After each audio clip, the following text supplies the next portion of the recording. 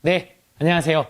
창업 114 시간입니다. 한 주간의 질문들 오늘 딱 두 개만 받아보겠습니다. 예, 얘기해 주세요. 네, 첫 번째 질문입니다. 조카가 안경점 창업을 준비하고 있습니다. 원래 전공은 그쪽이 아니었는데 다소 안정적인 창업을 하고 싶어서 배우고 이제 창업을 하려는데 필요한 조언을 듣고 싶습니다. 첫 조카라서 마음도 쓰이는데 집에서도 돈 대주느라 이래저래 걱정하고 있어서요.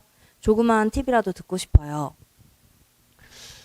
아이고, 집에서 돈을 대주시는구나. 사실, 예. 마음이 쓰이죠. 주변에 누가 창업한다고 하면 일단 여러 가지 걱정이 드는 게 사실입니다. 근데 지금 들어봤을 때는, 현실 경험이 별로 없는 것 같아요. 안경점 같은 경우는, 시즌, 비시즌. 그러니까 좀 매출액의 분포가 좀 커요. 예. 그걸 먼저 좀 알아보고 해라라고 얘기를 좀 조언을 드려보고 싶고요. 그러니까 무슨 얘기냐면, 잘 될 때가 있고, 왜 학기 전이라든지 이럴 때들은 안경의 매출이 좀 많이 올라옵니다. 학부형들이 봤을 때 아이들 학교 가서 자리도 그렇고 뒷자리에 앉으면 선생님이 칠판에 쓰는 거 안 보일까봐 아직도 그런 성향이 있기 때문에 매출의 분포가 좀 많이 차이가 있습니다. 그 얘기는 뭐냐면 매출이 많이 올라올 때는 대비를 많이 하고 있어야 돼요. 처음에 할 때는 잘 모르죠. 그런 상황에서 매출이 좀 잘 됐다, 올라오겠다. 그때는 좀 더 준비하고 조금 더 신경 써야 될 요소들이 많이 있습니다. 그런 부분들을 처음에 하실 때는 잘 몰라요. 가령 복날에 삼계탕집이 잘 되고 그리고 뭐 치킨집이라든지 이런 것들이 잘 되는 것들도 있고 이런 시즌, 비시즌에 맞춰가지고 매출의 분포가 좀 많이 있다. 그런 것들을 좀 얘기 드리고 싶고요. 두 번째는 항상 얘기 드리지만 마케팅. 예, 마케팅 같은 경우는 처음에 모를 때는 업체를 쓰는 게 나아요. 대신에 업체를 한 군데만 알아보지 말고 두세 개 업체를 같이 알아봐서 마케팅을 잘할 수 있는 업체들한테 처음에 모를 때는 그냥 맡기는 게 낫습니다. 마케팅에 돈을 써야 합니다. 예.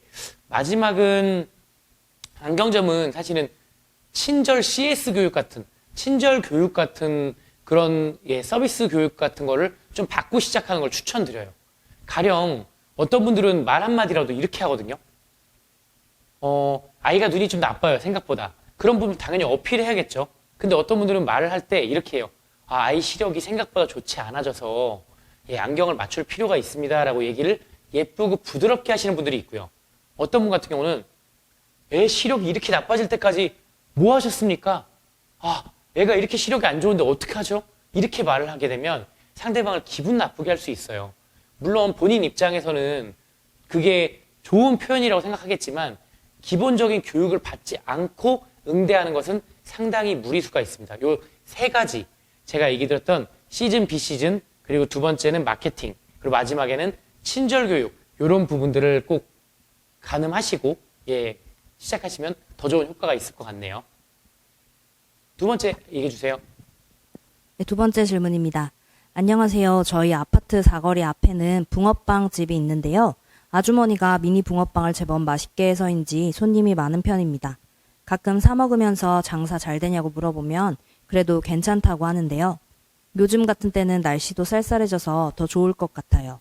돈도 많이 안 들어갈 것 같고 어떨까요? 추천해 주실 만 할까요? 딱 잘라서 얘기 드리는데 추천해드리고 싶지 않습니다. 남의 떡이 커 보이는데 그 노점상이 많이 줄어드는 데는 이유가 있는 거죠. 간단해요. 노점상 세금 안 내거든요. 그냥 100% 노점상은 세금을 안 내죠. 그러다 보니 민원이 어마어마하게 들어갑니다. 주변에서. 그런 민원을 감당하기가 사실 쉽지가 않고요. 더군다나 뭐 푸드트럭 같은 경우도 냄새에 따라서 아파트 단지에서 그쪽 주변에서 허가받지 않으면 장사하기가 쉽지 않죠. 더군다나 시청 혹은 메인 골목 그리고 뭐 도청이 있거나 이런 데들 같은 경우는 단속을 굉장히 많이 하게 되죠. 그러다 보니까 쉽지 않고요. 두 번째는 사실은 이렇게 영업을 하려면 가령 이제 위생 문제 그런 부분들도 있고요. 또 뭐 전기를 끌어다 쓰거나 이런 것들은 전기를 끌어 쓰려면 그 주변에 있는 곳에다가 일정 비용을 내고 진행하시는 경우들이 있어요. 노점상도 사실은 그 주변에 있는 어디에다가 보이지 않게 돈을 또 냅니다. 그런 부분들이 있기 때문에 그래서 사실은 실버 창업, 좀 나이가 많이 있으신 분들, 그런 분들이 밖에서 하면서 난로 떼거나 아니면 또 기름 떼가면서 하고 이것저것 하고 나면 남지 않는다라는 말이 맞아요. 제가 옆에서 보더라도 노점상에서 그렇게 많은 수익을 얻는 분들은 많지는 않습니다.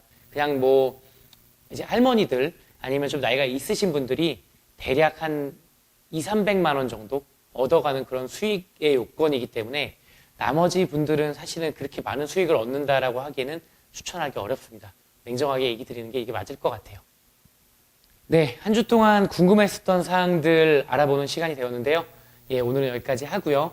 제 얘기 드리는 거, 저는 다른 건 몰라도 현실적인 조언을 얘기 드릴 수 있는 건 자신이 있습니다. 예, 궁금한 사항들 언제든지 얘기해 주시면 성심성의껏 준비해서 말씀드리도록 하겠습니다. 구독과 좋아요 해주시면 너무 감사하겠습니다. 고맙습니다.